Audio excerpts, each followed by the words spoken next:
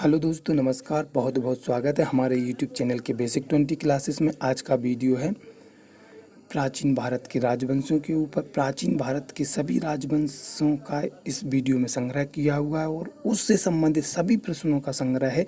तो शुरू करते हैं आज के पहले क्वेश्चन को। महान जनपदों का उदय कब हुआ?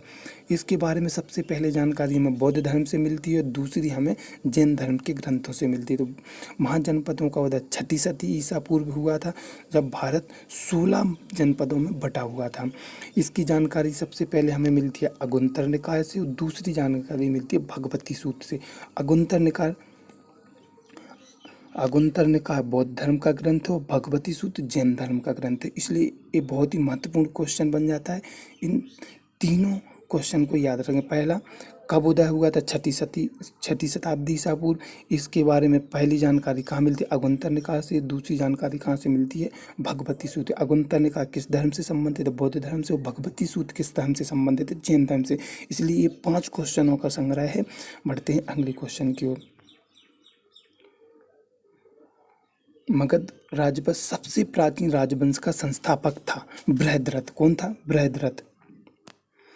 मगध राजवंश सबसे प्राचीन राजवंश बृहद्रथ के बारे में जानकारी मिलती है।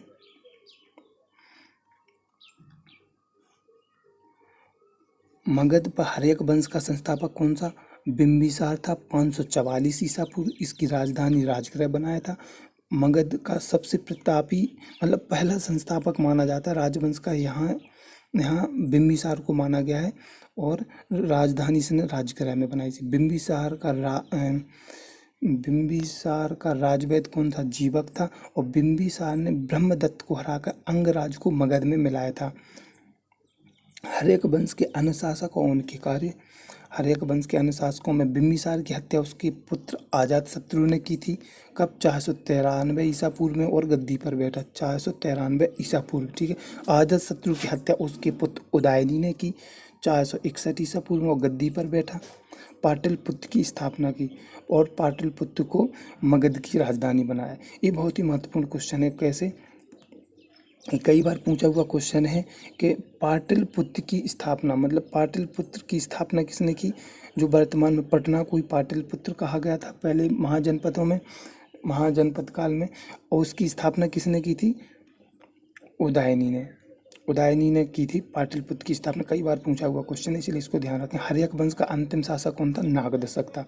हर्यक वंश का अंतिम शासक किसको माना गया है? नागदशक को माना गया है। नागदशक ही है। बढ़ते अगले क्वेश्चन की ओर।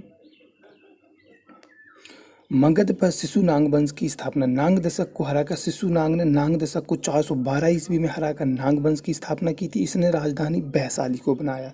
इसलिए महत्वपूर्ण क्वेश्चन हो जाता है कि मगध की राजधानी वैशाली किसने स्थानांतरित की थी? तो अगर वंश पूछे तो शिशुनाग वंश, और अगर राजा का नाम पूछे तो शिशुनाग, और अगर ईयर पूछे तो 412 ईस्वी में वैशाली में इसकी राजधानी बनाया गया था। तो इसलिए ये अपने आप में महत्वपूर्ण क्वेश्चन हो जाता है क्योंकि 4-5 प्रश्नों का संग्रह है। शिशुनाग वंश का अंतिम शासक कौन था? नंदीवर्धन था। नंदीवर्धन था। मगध पर नंद वंश की स्थापना महापद्म नंद ने की थी। वो भी किसको? नंदीवर्धन को हराकर। नंदीवर्धन को हराकर मगध पर नंद वंश की स्थापना महापद्म नंद ने की थी। और महापद्म नंद वंश का सबसे पितामही राजा माना गया है। नंद वंश का अंतिम शासक घनानंद था। नंद वंश का अंतिम शासक कौन था? घनानंद था। घनानंद को ही चंद्रगुप्त मौर्य ने पराजित किया था और मौर्य वंश की स्थापना की थी। मतलब घनानंद को हराया था। और घनानंद को हराने में इसकी सहायता किसने की थी? चाणक्य ने। चाणक्य कौन था?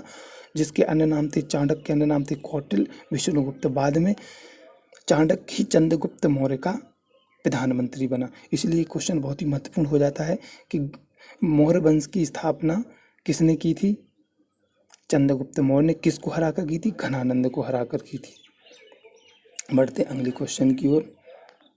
मौर्य वंश के ऊपर नंद वंश को घनानंद को हराकर चंद्रगुप्त मौर्य ने मौर्य वंश की स्थापना की। फिर मौर्य वंश में जितने भी शासक हुए उनसे संबंधित प्रश्नों का संग्रह है।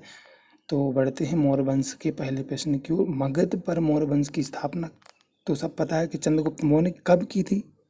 322 ईसा पूर्व में। चंद्रगुप्त मौर्य ने 322 ईसा पूर्व में मगध पर मौर्य वंश की स्थापना की थी और इसकी सहायता किसी कितने चाणक्य ने। चाणक्य को किस नाम से जाना जाता है? कौटिल्य और विष्णुगुप्त। कई बार क्वेश्चन पूछा गया कि चाणक्य का दूसरा नाम क्या है, चाणक्य को किस नाम से जाना जाता था?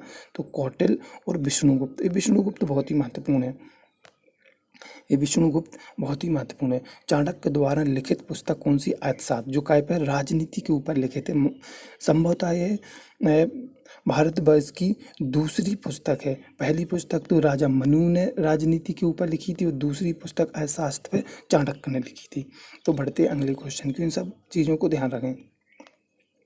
चंद्रगुप्त ने सेल्यूकस निकेटर को हराया था 305 में। 305 ईसा पूर्व में चाणक्य ने हराया था इसको, सेल्यूकस निकेटर को। सेल्यूकस निकेटर कौन था?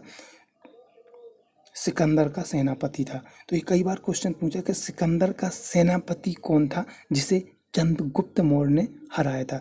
तो इसको ध्यान रखने के लिए सेल्यूकस निकेटर, सेल्यूकस निकेटर को किसने? चंद्रगुप्त मौर्य ने हराया था, जो किसका सेनापति था? सिकंदर का।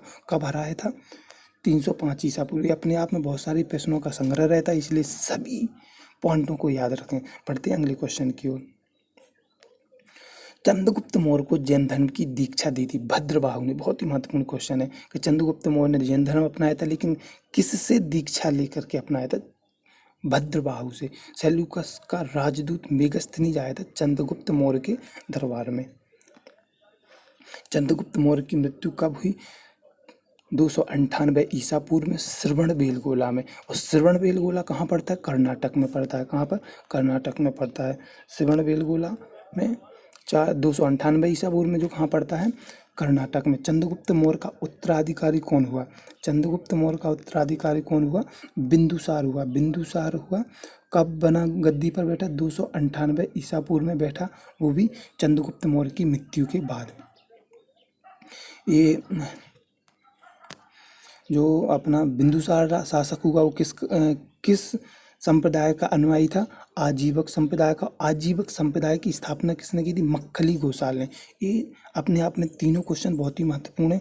कौन कौन? पहला तो है चंद्रगुप्त मौर्य का उत्तराधिकारी बिंदुसार था।